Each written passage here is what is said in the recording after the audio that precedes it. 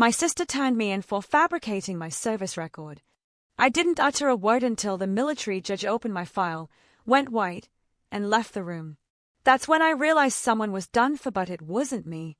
Can you imagine your own flesh and blood standing up and trying to destroy your life? My sister did. She walked into that room, looked me dead in the eye, and accused me of falsifying my entire military record. And the worst part, she truly believed she was doing the right thing. Or did she? That room, it was eerily quiet, the kind of quiet that just screams career graveyard. I sat at a narrow table, my hands flat on the surface. No notes, no lawyer whispering sweet nothings in my ear. Just me, my uniform, and the loudest damn clock you've ever heard, ticking away like my life was on a timer. And then, my sister, Stephanie, stood up. Not beside me, not asterisk with asterisk me, but directly across from me. It felt like a chasm had opened between us. She adjusted the stack of papers in her hands, all precise and professional, trying to look prepared, not nervous. But I knew her tells. I knew that pose. Navy blazer, pressed slacks, the whole corporate warrior look. And that face, oh, that face she perfected over years.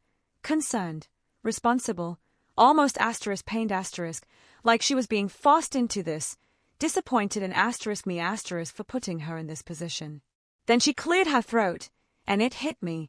Colonel Whitman, she said, her voice steady as a rock.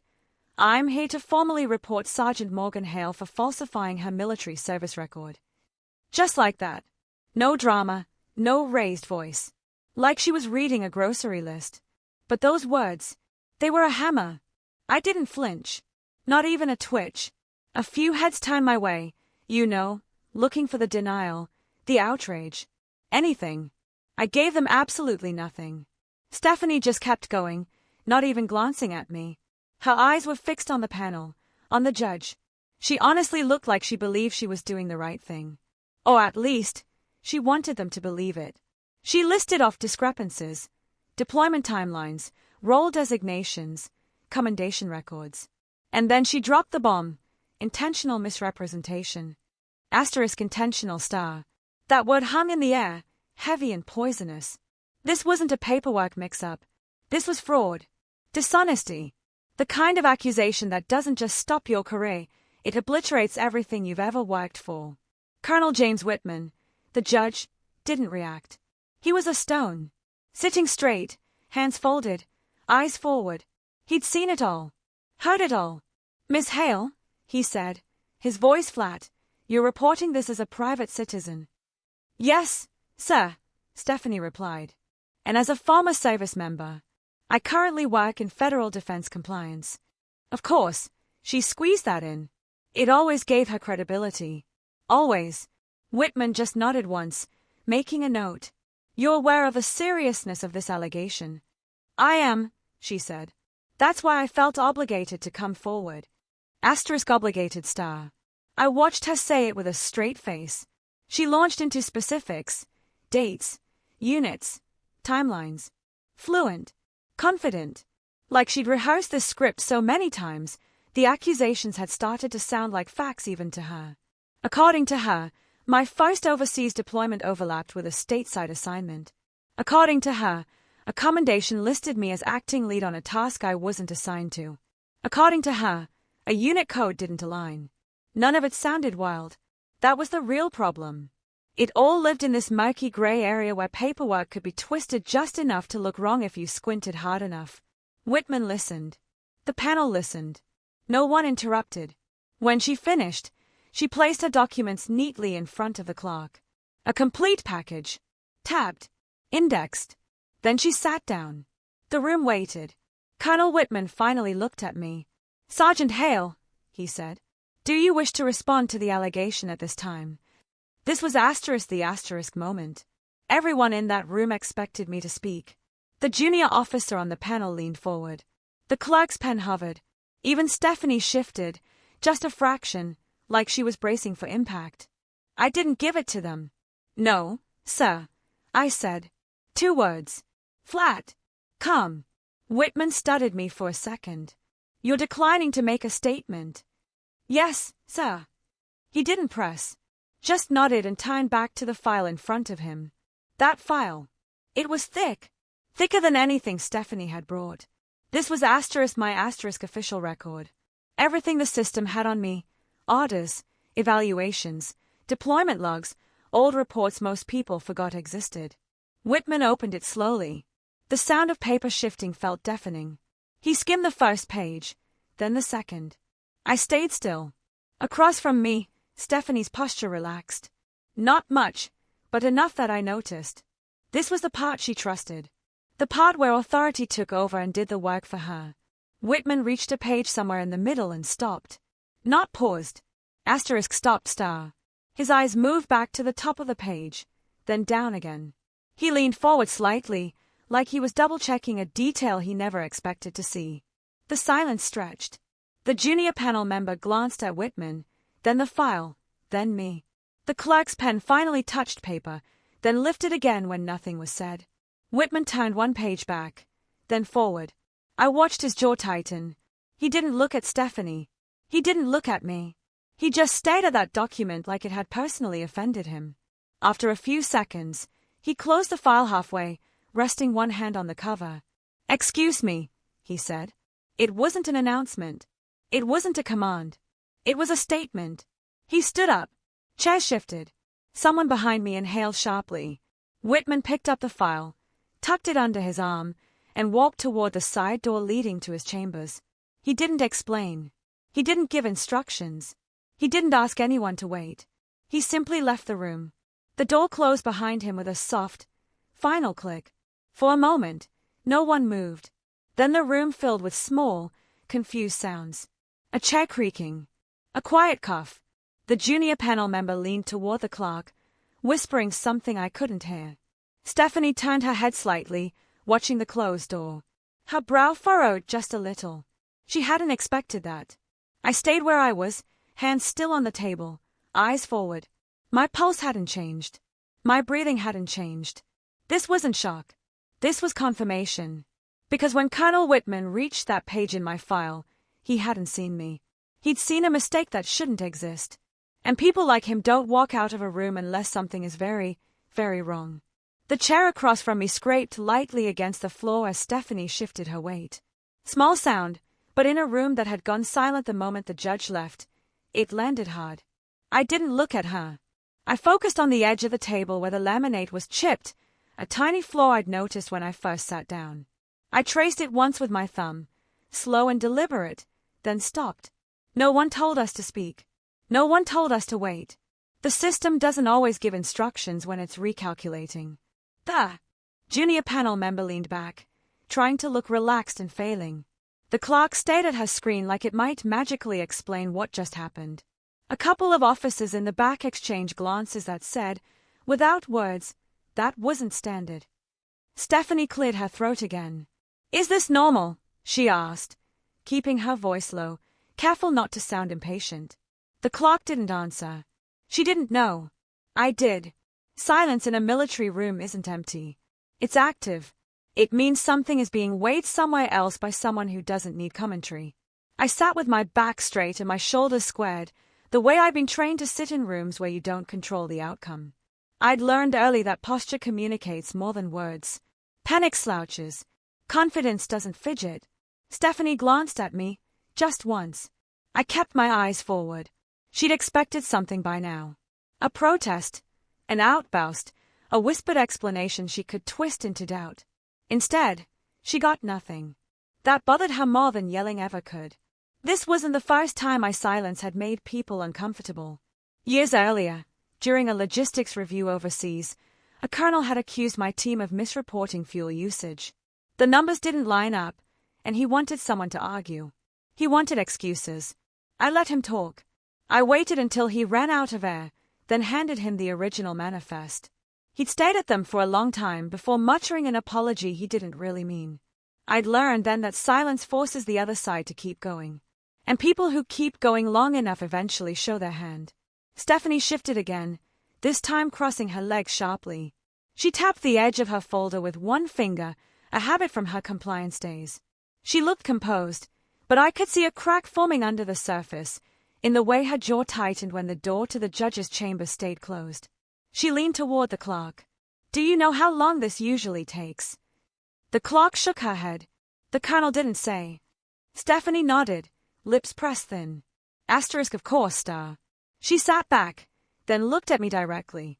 "You really don't have anything to say?" she asked. Her tone was controlled, but there was an edge to it now. Not concern, not disappointment. Something closer to disbelief. I turned my head slowly and met her eyes. "No," I said. One word. Her expression flickered. Not anger yet. More like frustration that hadn't found a place to land. "You're comfortable letting this play out?" she asked. I held her gaze. "Yes." That was all.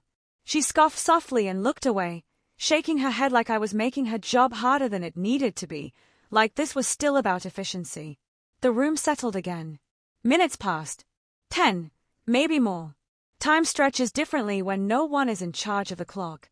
I could feel the weight of my record sitting in that room next door. Every evaluation I'd earned, every signature that mattered, every report I'd stayed late to double-check because someone else had missed a detail that could have turned into a headline. Stephanie had built her case on anomalies, on edges, on moments where reality didn't fit neatly into a spreadsheet. What she didn't understand was that the military doesn't run on clean narratives. It runs on documentation laid over time, signed by people who remember what it cost when something went wrong. The door to the chambers opened abruptly. Conversation stopped mid-breath. Colonel Whitman stepped back into the room, the file no longer under his arm. He wasn't carrying anything now. His face was unreadable, but the tightness in his jaw was gone, replaced by something heavier. He didn't sit down right away. "Miss Hale," he said, looking at Stephanie, "I have a few questions regarding the materials you submitted." Stephanie straightened instantly. "Of course, so." He nodded once. "You stated that Sergeant Hale's deployment timeline conflicts with her stateside assignment." "Yes," Stephanie said. "The overlap suggests—" "I'm not asking about conclusions," Whitman said, cutting her off. "I'm asking about sources." Stephanie paused. "The dates are pulled from personnel records and archived unit rosters." "Which rosters?" he asked. She hesitated. "The ones available through the contractor access portal." Whitman's eyes stayed on her. "You're aware those are secondary records." "They're commonly used for compliance verification," she said quickly. "Commonly," he repeated. "Not exclusively." He turned to the clerk. "Pull the primary deployment orders from archive." The clerk's fingers moved fast over the keyboard. Whitman looked back at Stephanie. "You also flagged an issue with a commendation title." "Yes," she said. "It lists Sergeant Hale as acting lead when her assignment code at the time." "Assignment codes change," Whitman said. "Titles don't always." Stephanie opened her mouth, then closed it. Whitman finally glanced at me. "Sergeant Hale," he said, "remain seated." "Yes, sir." He turned back to the panel. "We're going to continue this review with original source documents." Stephanie's confidence didn't collapse. It thinned, like ice starting to crack from underneath. She nodded. "That's fine. I'm confident the records will support my report." Whitman didn't respond to that. The clerk looked up. "Primary orders are loading, sir." Whitman stepped closer to the desk and leaned over the screen. I watched Stephanie watch him. Her hands were folded now. Still. Too still. She had believed silence was weakness, that my refusal to defend myself meant I didn't have one. She hadn't considered that silence might be a choice. And in rooms like this, choice is everything. The clerk's keyboard clicks faded into the background as my attention drifted somewhere less procedural and far more familiar. Families don't fall apart in dramatic moments. They erode slowly, quietly, usually with everyone telling themselves they are doing the right thing. Stephanie had always been good at that. Growing up, she was the one who knew how to talk to adults. She learned early which words made people nod and which ones shut conversations down. When teachers praised her, my parents glowed. When I brought home a solid report card, they nodded once and asked what Stephanie had done. It wasn't cruelty. It was efficiency.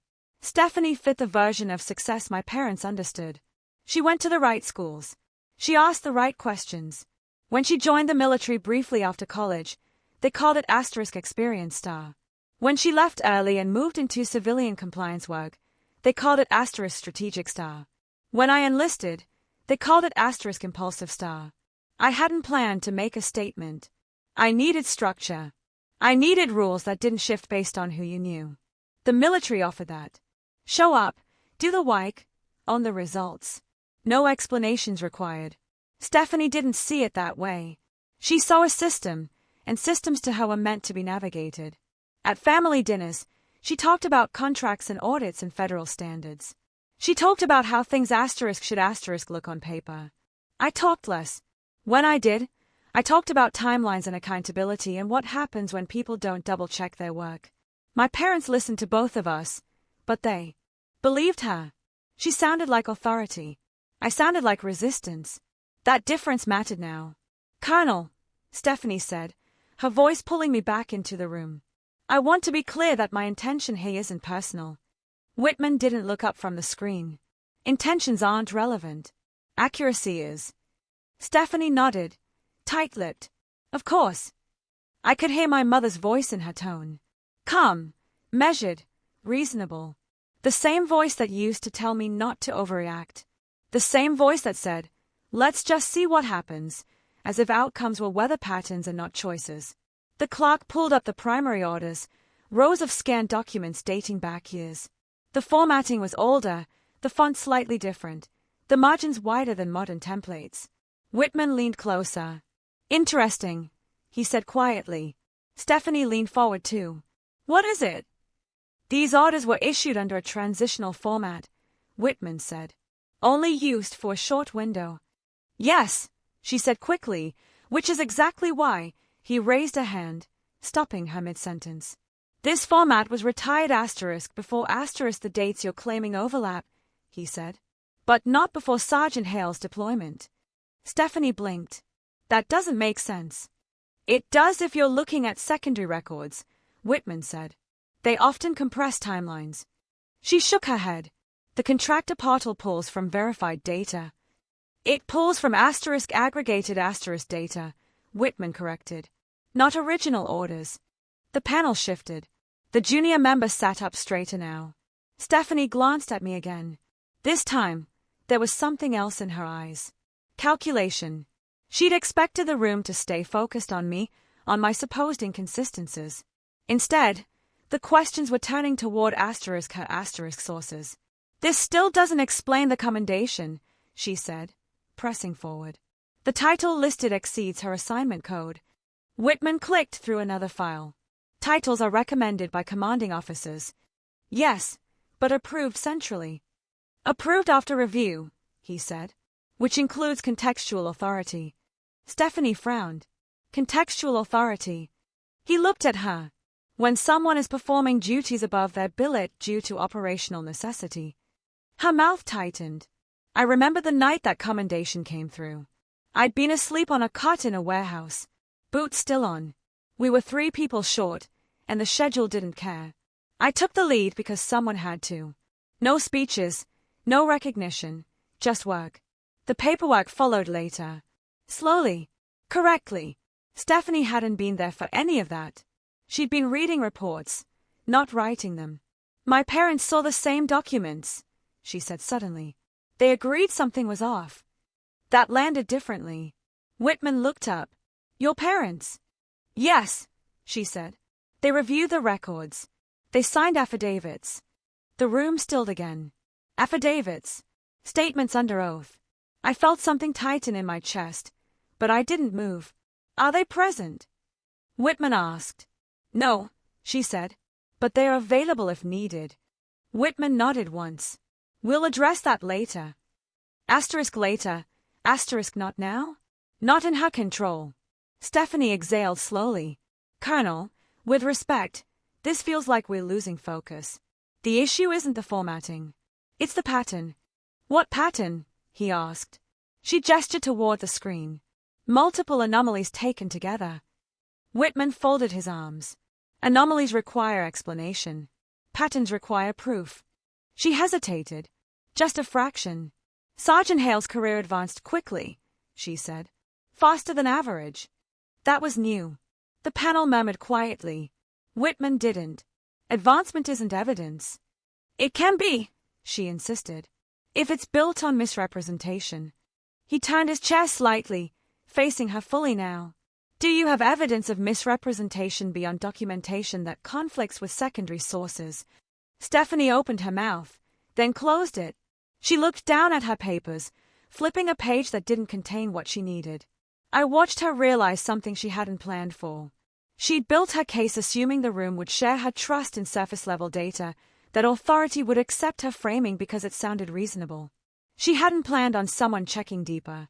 Whitman turned back to the clerk. Cross-reference these orders with archived unit logs. Yes, sir. Stephanie's fingers curled slightly on the edge of her folder.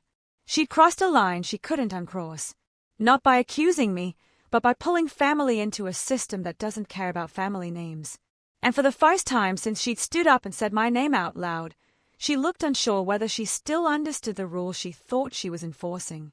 Whitman's chair creaked softly as he leaned back, eyes still on the screen. The clock kept working, pulling files with the quiet urgency of someone who understood that every click mattered. I sat where I was, shoulders squared, feeling the familiar steadiness that comes from knowing exactly what you did and what you didn't. Owning a uniform isn't about the day you put it on. It's about the days you keep it on when it would be easier to take it off. My first assignment wasn't glamorous. It was logistic support for a unit that ran on tight margins and tighter tempers. The work was simple in theory. Keep people supplied. Keep timelines honest. Keep mistakes from turning into incidents.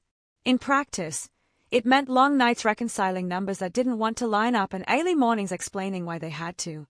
I learned quickly that accuracy beats speed. Speed impresses people. Accuracy keeps them out of trouble. There was a deployment early on where that lesson stuck. We were short on personnel after 2 rotations ended back-to-back. The schedule didn't adjust. The mission didn't care. Someone had to coordinate movements, track fuel, and sign off on changes that were happening faster than approvals normally allow. I wasn't assigned as lead. I was assigned to assist. So I assisted until there was no one left to assist. When the acting lead was pulled to deal with an unrelated incident, the work didn't stop. The radio kept crackling. Requests kept coming. I stepped in because there was a gap and I was standing there. No announcement, no ceremony, just a chair that needed filling and a checklist that needed finishing. That's how most responsibility works in the military. It doesn't arrive with applause. It shows up when someone else leaves the room. The reports from that period weren't pretty. There were adjustments made under pressure. Decisions signed off with limited information. The kind of work that looks messy later if you don't know the conditions it was done under. But it was documented. Every change, every authorization, every deviation initialed by someone higher up the chain. That was the part Stephanie never saw. She saw titles. I saw signatures. She saw timelines. I saw who approved them. The commendation she flagged had come months later. A recommendation from a commanding officer who didn't hand those out lightly. It didn't praise heroics. It cited continuity, accountability, and decision-making under constraint. Not flashy, just solid. Her role expanded temporarily. Stephanie leaned forward. Temporarily doesn't mean officially. Officially enough to be documented, he replied. The junior panel member nodded slowly, eyes on the screen. This explains the title discrepancy. Stephanie shook her head. But the assignment code reflects her billet. Whitman said, not her function. She exhaled sharply. That feels like semantics. It's doctrine, he said. There is a difference. The clerk looked up. Sir, archived unit logs confirm her presence during the deployment window. Stephanie stiffened. Those logs aren't always precise. They are more precise than contractor summaries, Whitman said evenly. I could feel the shift in the room. It wasn't dramatic. No one raised their voice. But the weight was moving inch by inch. That's how systems change direction. Not with a shove, with a recalibration. Whitman turned another page. Your report also questions the speed of Sergeant Hale's advancement. Stephanie nodded. Yes, it stood out. Standing out isn't a violation, he said. No, but it can indicate performance. He finished, which is evaluated by commanding officers. She paused. Or favoritism. Whitman looked at her. Are you alleging favoritism? Stephanie hesitated. I'm saying it should be examined. He leaned forward. Favoritism leaves traces, missing evaluations, skipped boards, unexplained waivers. He tapped the screen. I'm not seeing those. The silence thickened again. I thought of the promotion board, the waiting, the envelope slit across a desk with no commentary, the understanding that you don't celebrate until you're sure it's real. I'd been sure because I knew the work behind it. Stephanie folded her hands, knuckles whitening slightly. Colonel, with respect, my concern is pattern-based. Small inconsistencies accumulating. And my concern, Whitman said, is whether those inconsistencies exist in primary records. The clerk spoke without looking up. Sir, primary evaluations are consistent across reporting periods. Whitman nodded. Thank you. Stephanie glanced down at her papers again. She flipped another page, then another. Her movements were precise, but the rhythm was off. She was searching now, not presenting. Sergeant Hale, Whitman said, turning to me. Were you ever instructed to alter or omit information from your service record? No, sir. Did you ever submit documentation you knew to be false? No, sir. He held my gaze for a moment, then turned back to Stephanie. Miss Hale, do you have evidence that contradicts her statements?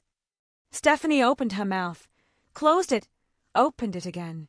I have reason to believe, she said carefully, that certain records were interpreted generously. Whitman didn't react. Belief isn't evidence. She pressed her lips together. Then why did you leave the room earlier? The question landed sharper than she intended. Whitman's eyes narrowed slightly. Because something in the record didn't align with your framing. She frowned. What? He didn't answer right away. He gestured to the clerk. Pull the archived authorization memo from that period. The clerk's fingers moved again. I felt it then. Not relief, not satisfaction, but the steady certainty that comes when the truth has enough room to stand on its own. Stephanie leaned back in her chair, crossing her arms. The confidence she'd walked in with hadn't vanished, but it was no longer in charge of the room. She'd built her case on the idea that my service looked too clean to be real. What she hadn't accounted for was how much work it takes to keep it that way. The clerk's screen refreshed, and the authorization memo appeared with a soft chime that cut through the room. Whitman leaned in, reading without comment. I watched Stephanie's eyes track his movement, trying to read meaning from posture alone. That used to work for her. Not here. Promotions don't just happen in the military. They leave footprints. Boards convene. Evaluations stack. Someone asks hard questions, and someone else signs their name under the answers. When mine came through, it didn't feel like a breakthrough. It felt like the system acknowledging work it had already been using. The assignment that put me on the board wasn't glamorous. It was oversight, review, verification. The kind of role commanders like to fill with people who won't improvise with facts. The position sat adjacent to a larger compliance lane: contract performance, documentation, integrity, process adherence. It touched a lot of systems without owning any of them. It also made people nervous. Whitman scrolled this memo. Authorizes temporary scope expansion, he said. Issued due to operational necessity. Stephanie shook her head. That memo doesn't explain the promotion. It explains the performance, he replied. Promotion follows. She exhaled sharply. Colonel, with respect, this feels circular. It's linear, he said. Work precedes advancement. She glanced at the panel, searching for support. The junior member was reading now, not looking up. The clerk had stopped typing and was waiting. Stephanie turned back to me.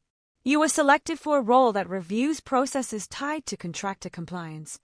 Yes, I said. And that role began shortly before this complaint, she added. Yes. Her eyes sharpened. Do you see how that looks? I see how it works, I said. Whitman raised a hand slightly, signaling he'd handle this. Miss Hale, are you suggesting a conflict of interest? I'm suggesting proximity, she said. Access. He nodded. Access to what? She hesitated. Records. Oversight functions. Areas where documentation irregularities could be concealed. The word asterisk concealed asterisk hung there. Whitman folded his hands. That's a serious implication. So is falsifying a service record, she shot back. He didn't react. You're asserting motive now. She met his gaze. I'm asserting opportunity. I watched her do it. Shift the frame from documents to intent. That was her strength. When facts didn't cooperate, she interrogated motives. It was also her tell. Whitman turned to the clock. When was Sergeant Hale notified of her selection? 3 weeks before her reporting date, sir. And when was this complaint filed? The clock checked. 9 days after notification. Stephanie's jaw tightened. Whitman nodded once. That timing matters. It shouldn't, she said quickly. Whistleblowing isn't convenient. No, he agreed. But it is contextual.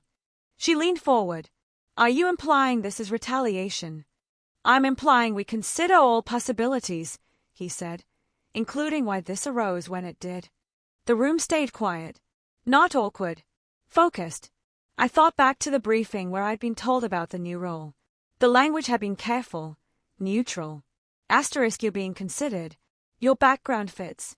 There may be sensitivities. Asterisk, I hadn't asked which ones. Stephanie had. She'd called me that night, not angry, curious. She wanted details. What the scope was, who else was involved, what systems. I'd answered in general terms, enough to be polite, not enough to give her a map. At the time, I thought she was just being her usual thorough self. Now, watching her build a case around access and proximity, I understood the recalibration she'd made in real time. Colonel, she said, regaining control of her tone. This isn't about timing. It's about integrity. Whitman nodded. Agreed. She gestured toward the screen. These inconsistencies didn't invent themselves. No, he said. They were curated. The word landed cleanly. Stephanie stiffened. Are you accusing me of fabricating evidence? I'm saying your presentation relies heavily on secondary aggregation, he replied. And selectively at that. She shook her head. That's standard compliance practice for audits. He said, not for disciplinary action. The clerk spoke again. Sir, I'm pulling archive board notes from the promotion review. Whitman nodded without looking away from Stephanie. Please do. Stephanie sat back, crossing her arms again. The movement was defensive now, not composed. I want to be very clear, she said. I came forward because I believe the record was misleading. Whitman's voice stayed level. Belief is not the standard, hey. What is? She asked. Verifiability, he said. Chain of custody. Primary source confirmation. She swallowed. And if those confirm the anomalies, then we proceed, he said. If they don't, we ask why you framed them as you did. She glanced at the door behind him. This feels like scope creep. It's due process, he replied. The clerk looked up. Board notes are loaded, sir. Whitman turned the screen slightly toward the panel. Lines of text appeared. Questions asked. Answers given. Concerns noted and resolved. Names redacted. Decisions recorded. These notes reference the oversight role, he said. They also reference prior performance. Stephanie leaned in, reading fast. These are summaries. They're contemporaneous records, he said. Signed and archived. She pointed. That section about risk tolerance, that's subjective. Everything is, he said. That's why it's reviewed. She straightened. You're treating this like an internal disagreement. I'm treating it like an allegation with consequences, he said, which requires precision. Her voice sharpened. So my background in compliance counts for nothing. It counts, he said. It doesn't override military procedure. The distinction hit harder than anything else he'd said.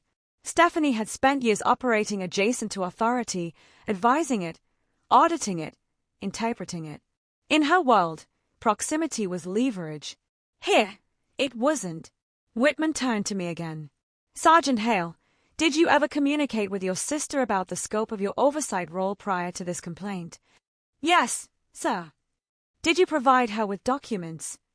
No, sir. Did you advise her on compliance matters? No, sir. He nodded. Thank you. Stephanie looked at me, disbelief creeping into her expression. You didn't think to warn me? Warn you about what? I asked. She hesitated, then stopped herself. Whitman caught it. About what, Miss Hale? She didn't answer. The room settled into a new alignment. Not adversarial. Evaluative. Whitman closed the memo and leaned back. At this point, he said, the issue before us isn't Sergeant Hale's advancement. It's the integrity of the materials used to challenge it. Stephanie's confidence didn't shatter. It narrowed. She'd expected the promotion to look suspicious. Instead, it had become a spotlight, one that didn't stay where she aimed it. And in a system that documents everything, spotlights have a way of revealing more than intended. The clerk rotated the monitor back toward herself and began pulling another set of files, this time from a different archive. The sound of the system turning was steady, methodical, not rushed, not dramatic. That was the part most people misunderstand about investigations like this. They don't accelerate, they widen. Stephanie watched the screen with narrowed focus, her earlier confidence replaced by a more deliberate posture. She wasn't panicking, she was adjusting. That had always been her strength. When one path closed, she built another. Colonel, she said, I want to clarify something about how this report came together. Whitman didn't look up. Go on. The discrepancies I flagged weren't discovered all at once, she said. They emerged over time while reviewing compliance data. Patterns don't announce themselves. You notice them by paying attention. That's true, he said. And you documented those discoveries when, she paused. I compiled them before submitting the complaint. Compiled, he repeated. From what time span? She flipped open her folder, scanning her own notes. Roughly 6 weeks. Whitman finally looked at her. 6 weeks of review produced a formal allegation that coincided with your sister's selection for an oversight role. That's coincidence, she said. It could be, he replied. The clerk interrupted. Sir, I'm pulling cross-reference contractor summaries alongside primary logs. There are discrepancies between the two. Whitman turned slightly. Explain. The summaries compress role designations, the clerk said. They flatten distinctions between assigned and acting positions. Stephanie leaned forward. That's exactly the problem. Those distinctions matter. They matter in different ways, Whitman said. Which is why we don't use summaries to allege misconduct. Stephanie's fingers tightened around the edge of the table. Then why do we use them at all? For oversight, he replied. Not prosecution. She exhaled sharply. I didn't prosecute anyone.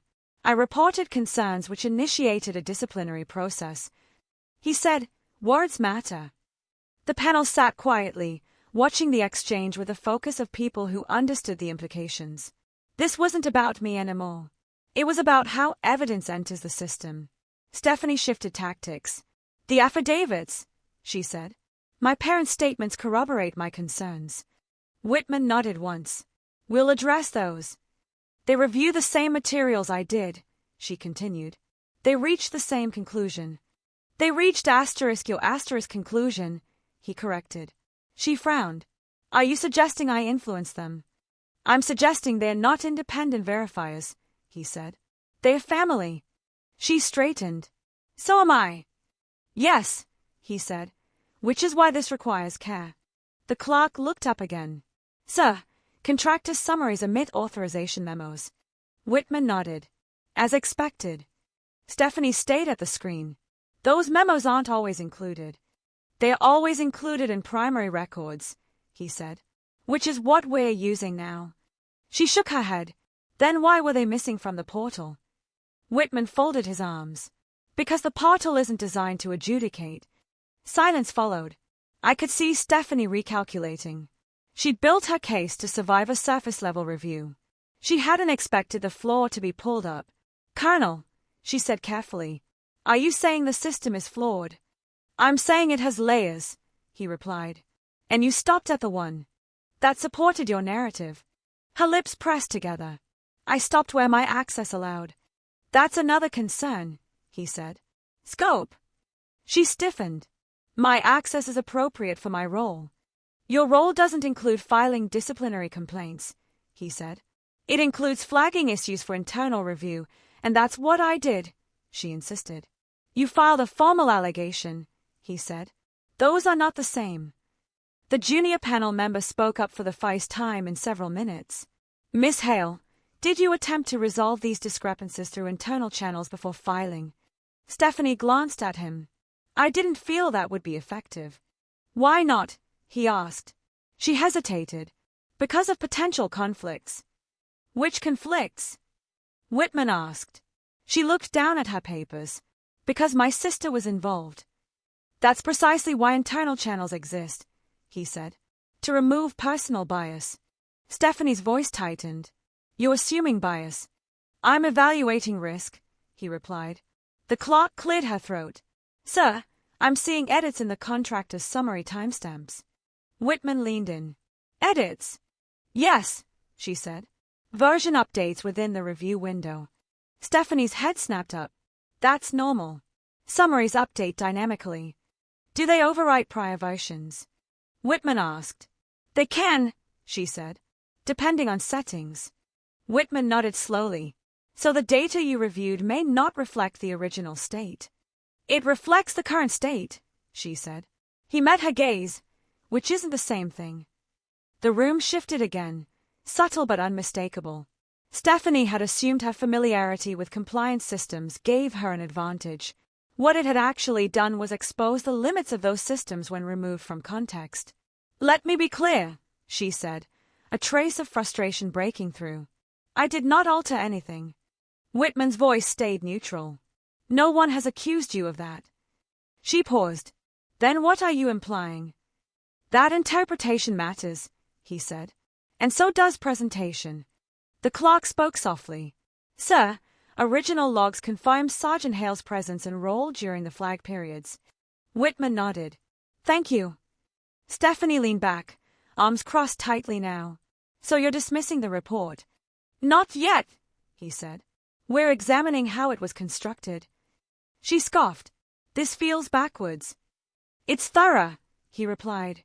She laughed once, short and humorless. I brought concerns in good faith. Good faith requires restraint, he said. An escalation only when necessary. She stayed at him. So what now? He looked at the panel, then back at her. Now we review the affidavits. Her expression flickered.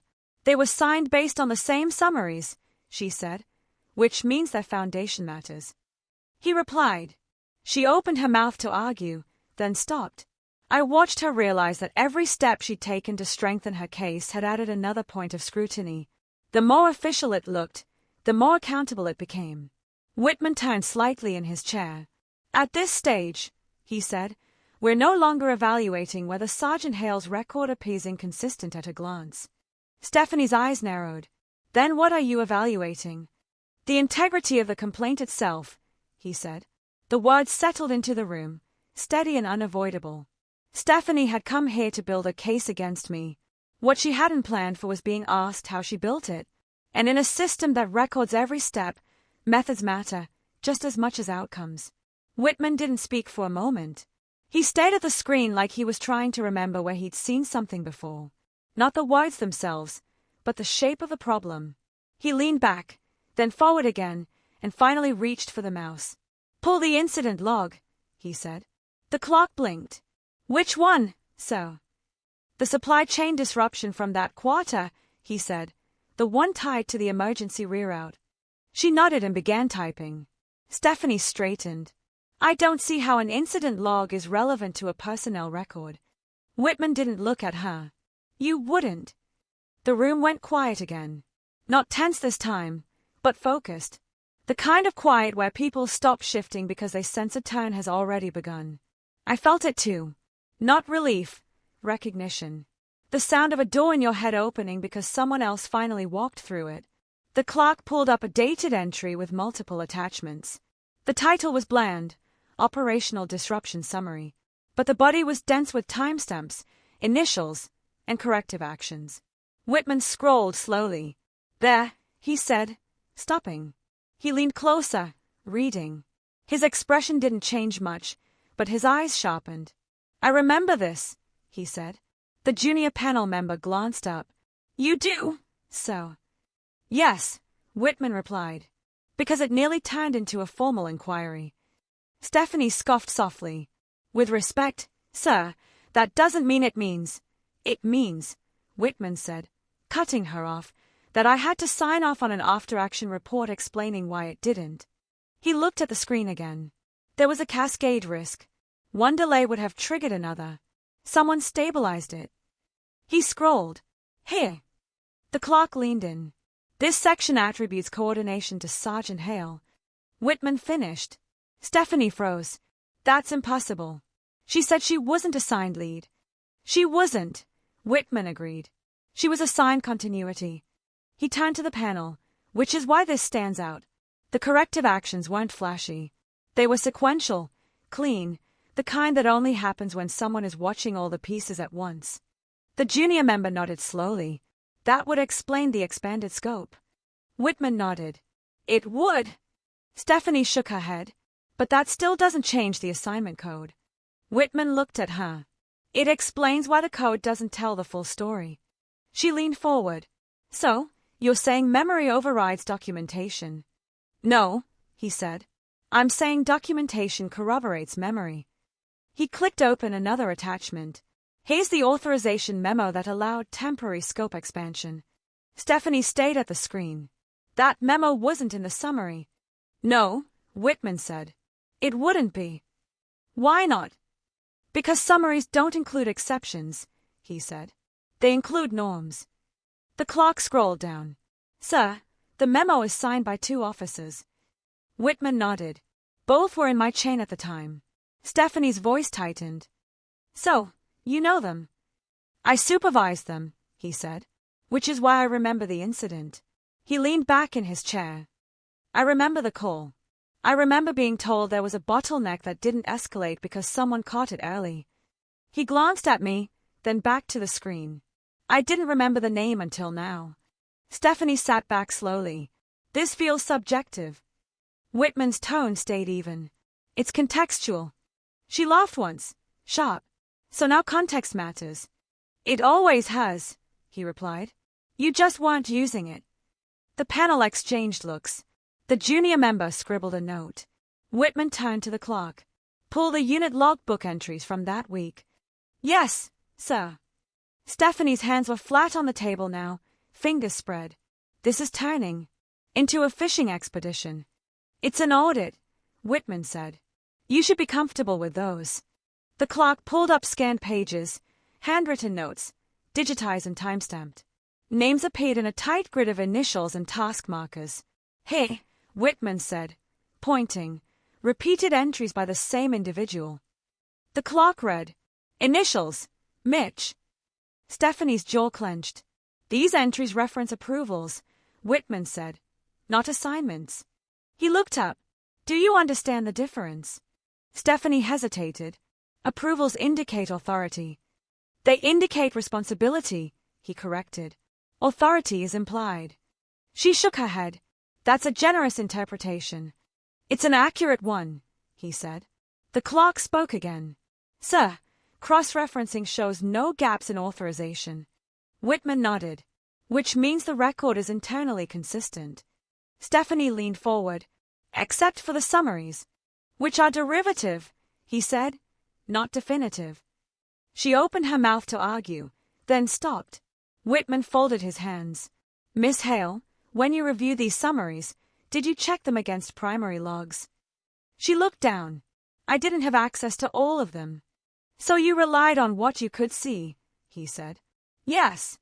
And presented that as sufficient, he said. She lifted her chin. I presented concerns. You presented conclusions, he replied. The room felt smaller now, not because of pressure, but because the focus had narrowed. The center of gravity had shifted from my record to her process. Whitman turned to the panel. This incident matters because it explains why the service record looks the way it does. He gestured to the screen. Temporary scope expansions don't rewrite billets. They create documentation layers. The junior member nodded, which would appear inconsistent if viewed in isolation. Exactly, Whitman said. Stephanie exhaled slowly. So, you're saying my report misunderstood the structure? I'm saying it misunderstood the system, he replied. She looked at me again, frustration clear now. You knew this would come up. I met her gaze. I knew the work was documented. She shook her head. You let this go far. I let the process work, I said. Whitman glanced between us. Sergeant Hale did exactly what the system expects. Stephanie scoffed. By staying silent. By not interfering, he said. By not trying to manage the narrative. He leaned back. People who know their records are clean don't rush to explain. The words landed without heat, but they burned. Whitman turned to the clock. Continue cross-referencing. She nodded. Stephanie sat still now, her earlier control replaced by something tighter. Not panic. Calculation under pressure. The incident log remained on the screen, quiet and unassuming. No dramatics. No headlines. Just proof that sometimes the most important work doesn't look impressive until someone tries to erase it. And the people who remember those moments don't forget them easily. The clerk adjusted her chair and brought up another window, the glow from the monitor reflecting off the polished table. Whitman leaned in again, closer this time, his attention narrowing to details most people never notice because they assume someone else already has. Let's line them up, he said. The clerk split the screen. On one side, the contractor's summary Stephanie had relied on.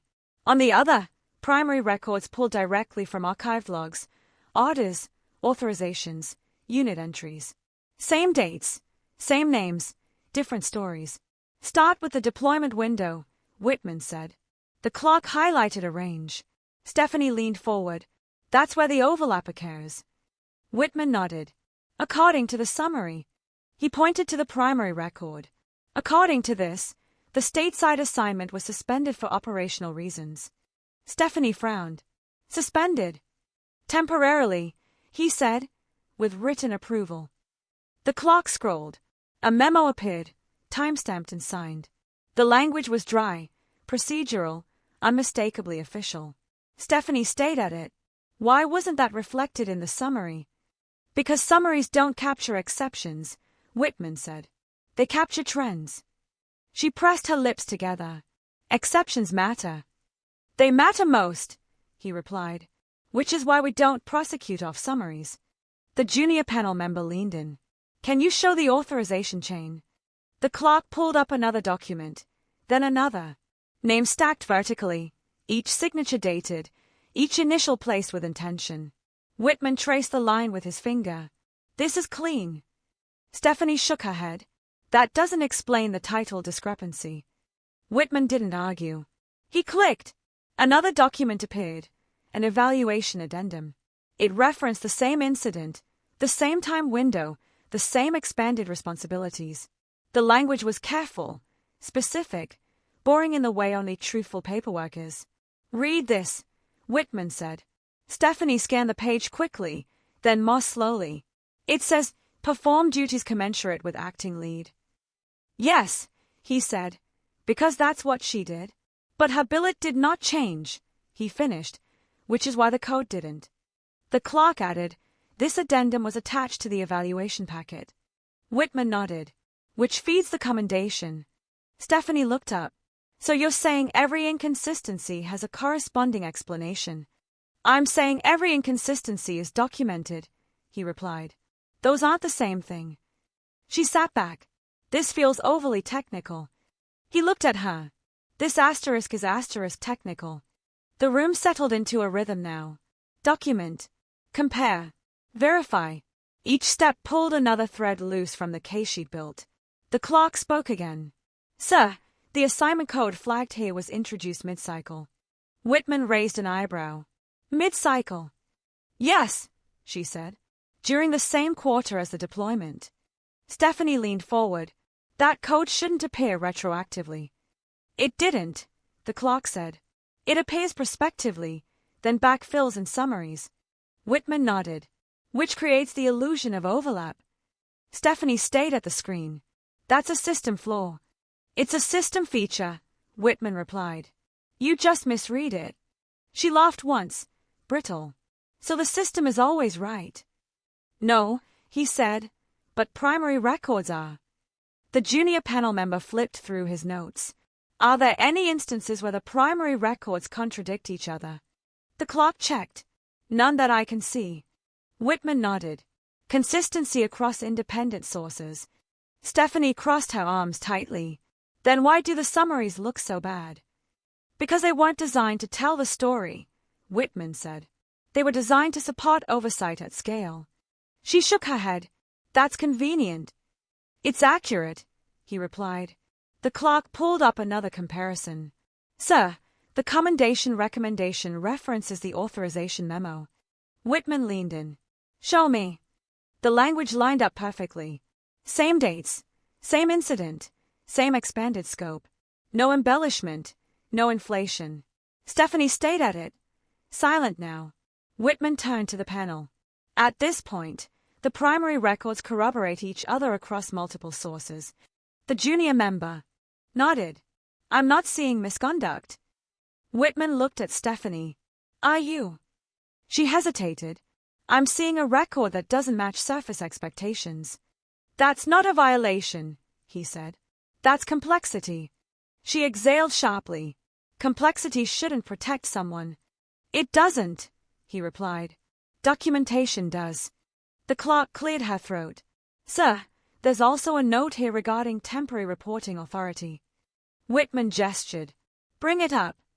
Another memo appeared. Short, unassuming, signed and dated. Stephanie leaned forward again. That note was appended after the fact, Whitman said, which is standard when conditions change. She shook her head. It still looks retroactive. It is retroactive, he said, because the work occurred before the paperwork caught up. She looked at him incredulously. And that's acceptable. It's reality, he replied. We don't stop operations because forms lag. The junior panel member spoke softly. This explains the entire pattern. Whitman nodded. It does. Stephanie's voice rose. So my concerns are meaningless. They're unsupported, he said. There's a difference. She fell silent.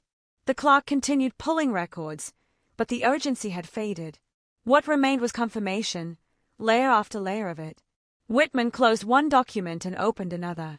This is why I left the room earlier, he said, not looking at anyone in particular.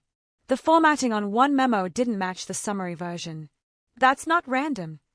Stephanie looked up. So, you suspected. I suspected the summaries were misleading, he said, and that someone treated them as definitive. Her jaw tightened. I didn't alter anything. No one has said you did, he replied. But reliance has consequences. He turned to the clerk. At this point, do you see any primary record supporting falsification? She shook her head. No, sir. Whitman nodded.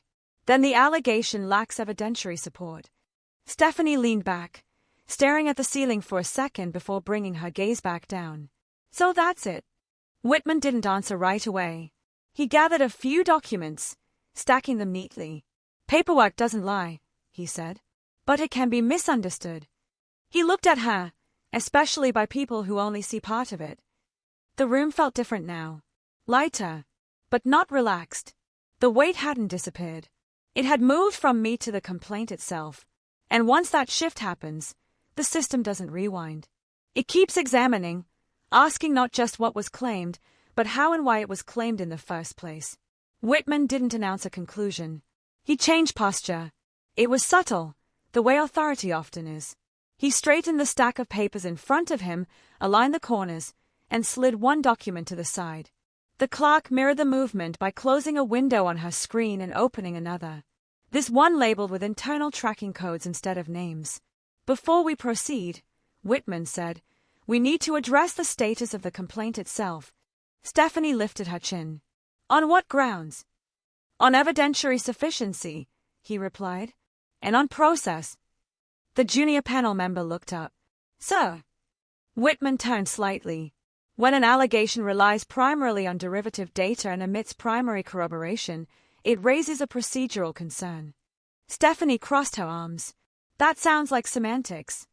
It's governance, he said, and governance determines jurisdiction. The clerk spoke quietly. Sir, initiating a disciplinary action requires a threshold finding.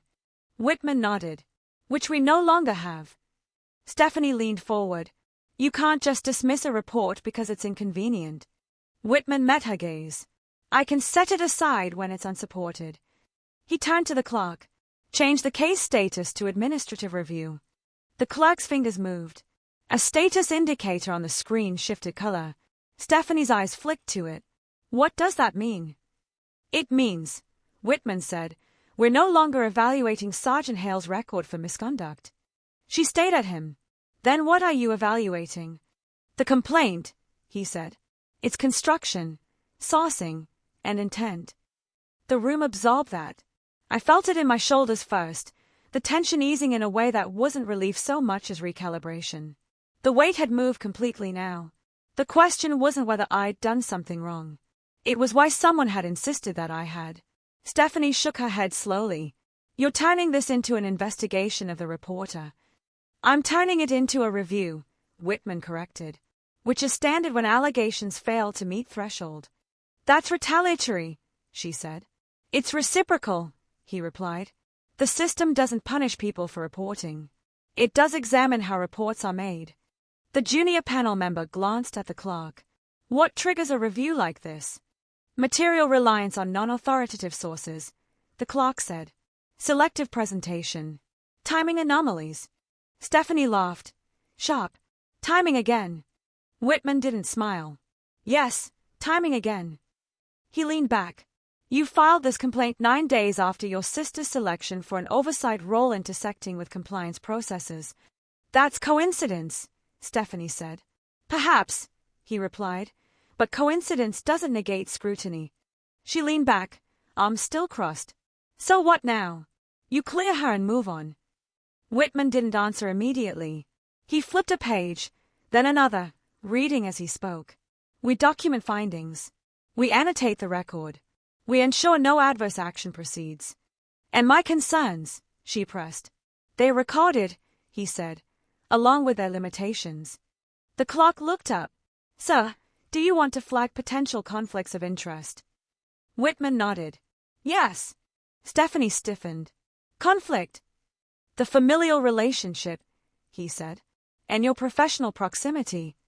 She opened her mouth, then stopped herself. That's unfair. It's relevant, he replied. Disclosure exists for a reason. The junior panel member added. It doesn't imply wrongdoing. It contextualizes. Stephanie's jaw tightened. Context again. Whitman nodded. Always. He turned to me. Sergeant Hale, your service record will be annotated to reflect this review. Yes, sir. There will be no adverse action, he continued. Your selection remains intact. Yes, sir. Stephanie looked between us. So she walks away clean.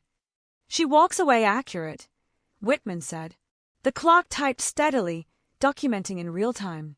The language on the screen shifted from accusatory to procedural.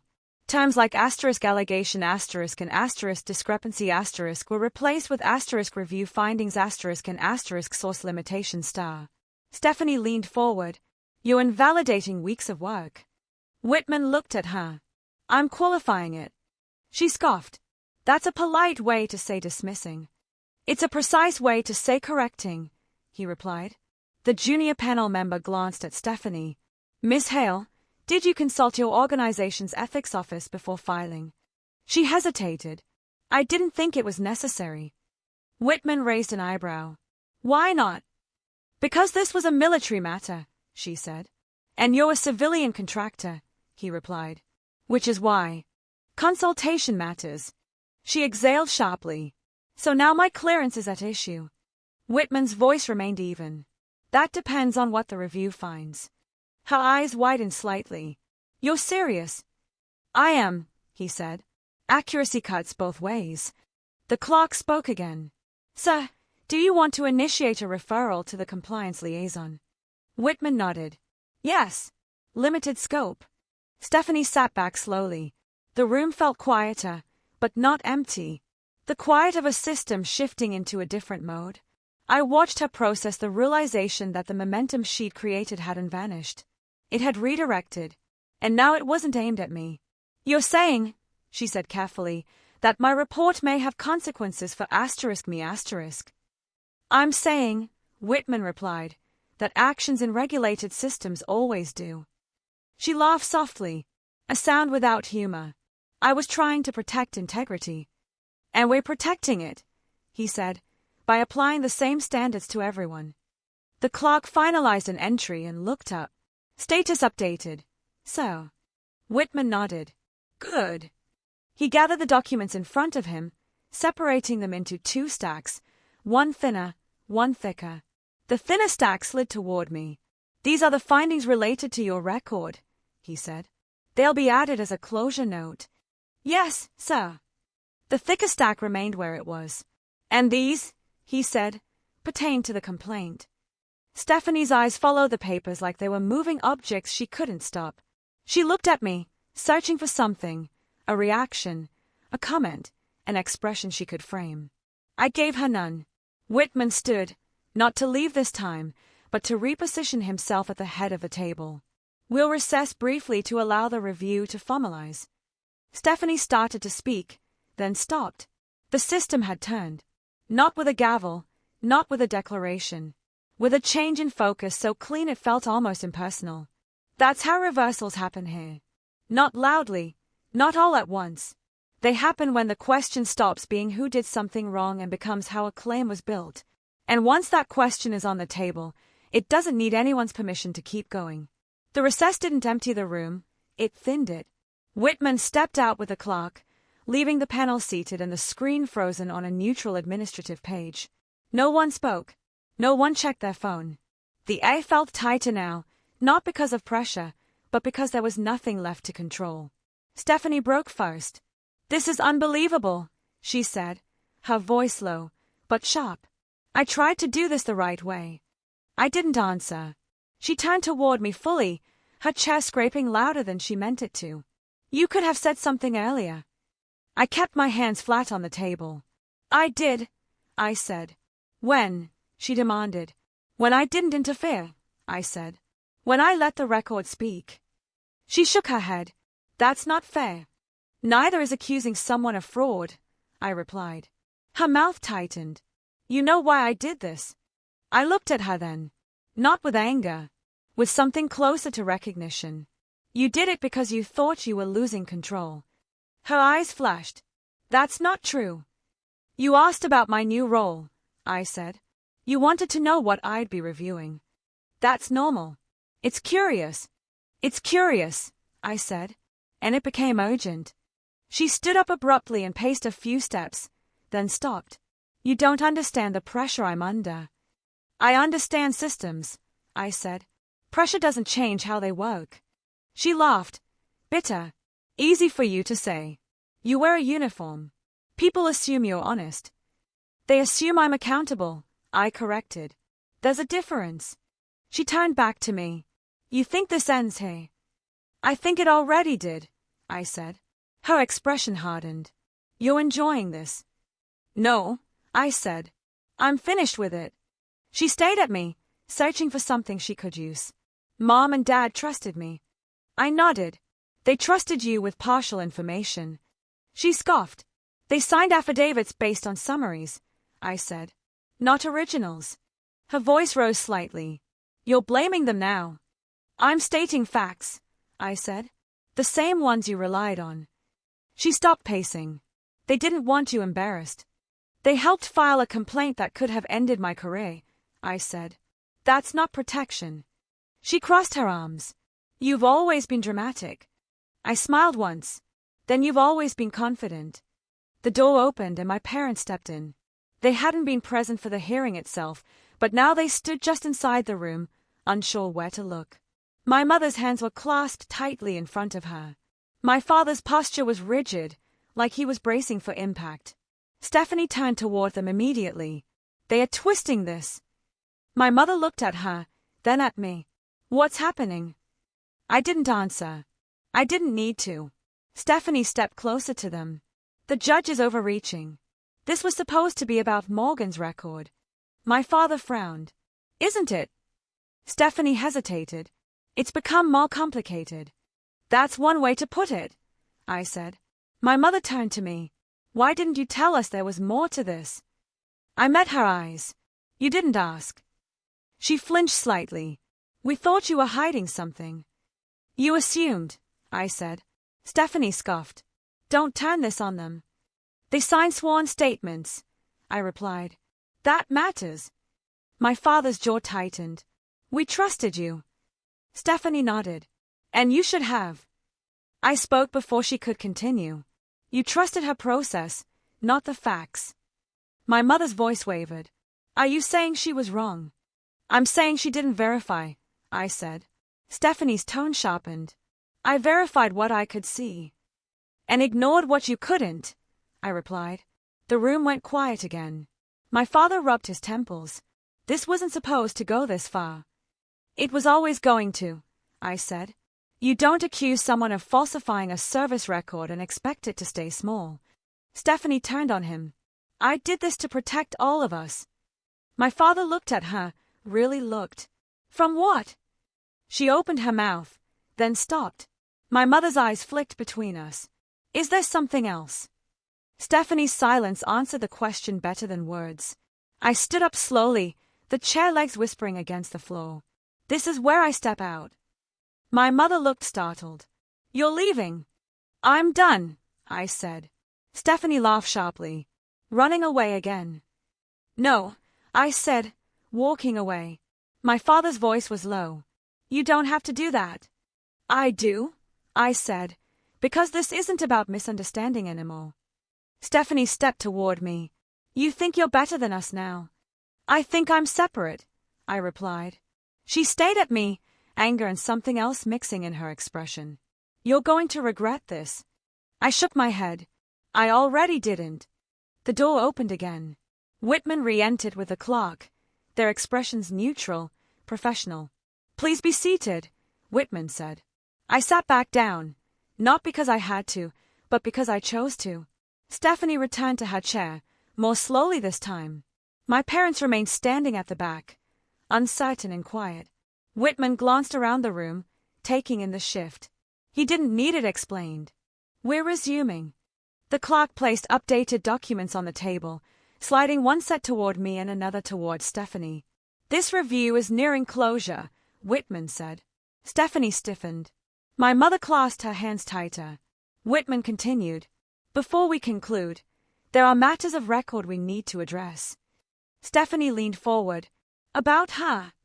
Whitman's gaze moved to her. About everyone involved. The words settled heavily. I felt something settle inside me, too. Not triumph, not vindication. Distance. The kind that forms when you realize the people who raised you don't recognize the rules you live by anymore. Family drama doesn't explode. It fractures quietly, permanently. And once it does, there's no system in the world designed to put it back together. Whitman didn't raise his voice when he spoke again. He didn't need to. The record reflects, he said, eyes on the document in front of him, that the allegation of falsifying a service record is unsupported by primary documentation.